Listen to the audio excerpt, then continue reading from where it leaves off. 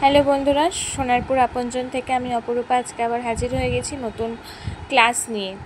আজকে cake cutting চলছে। Cake কাটিংটা যাদবপুর গরফা থেকে একজন ম্যাডাম আমাদের পাঠিয়েছেন। তাদের টুইন্স বেবি সামনে মঙ্গলবার জন্মদিন, সেই জন্মদিনটা আজকে এখানে সেলিব্রেশন হলো।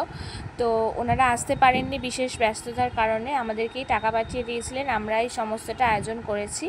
তো অভিজুন এবং আভরণকে আমাদের সোনারপুর আপনজনের প্রত্যেকটা বাচ্চা এবং আমাদের প্রত্যেকটা মেম্বারের তরফ থেকে জন্মদিনের অনেক শুভেচ্ছা রইল। অনেক ভালো মানুষ হয় এবং আপনারাও আশীর্বাদ করবেন যেন অভিজুন এবং আভরণ অনেক ভালো থাকে। আমাদের এখানে পড়াশোনাটাও শুরু হয়ে গেছে অলরেডি। দীপারানী ওর মতোই লিখছে, প্রায় ওকে হাত ধরে ধরে অনেকটাই লেখানো হয়েছে আজকে। আর প্রত্যেকজনকে যেমন পড়াশোনা চলে রোজই, সেরকমভাবে পড়াশোনাটা চালানো হচ্ছে। এবার আমরা আজকের মেনুটা আপনাদেরকে দেখাবো।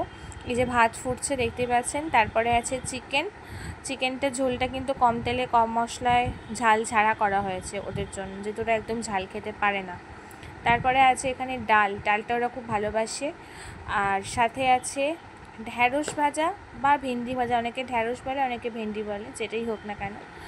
আচ্ছা, তারপরে সাথে আছে হচ্ছে পায়েস। যেহেতু জন্মদিন, সেহেতু আমরা এই পায়েসের আয়োজনটা করেছি আমাদের সোনারপুর আপনজনের তরফ থেকে।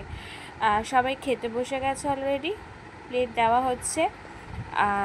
আজকে কিন্তু সবাই খুব তৃপ্তি করে খেয়েছে, যেহেতু একদম ঝাল হয়নি। আমরা প্রথম দিকে বুঝতে পারিনি ওদের ব্যাপারটা, কিন্তু ওরা একদম ঝাল খেতে পারে না কেউ, ওই জন্য ওদের তরকারিতে ঝাল দেওয়াই হয় না।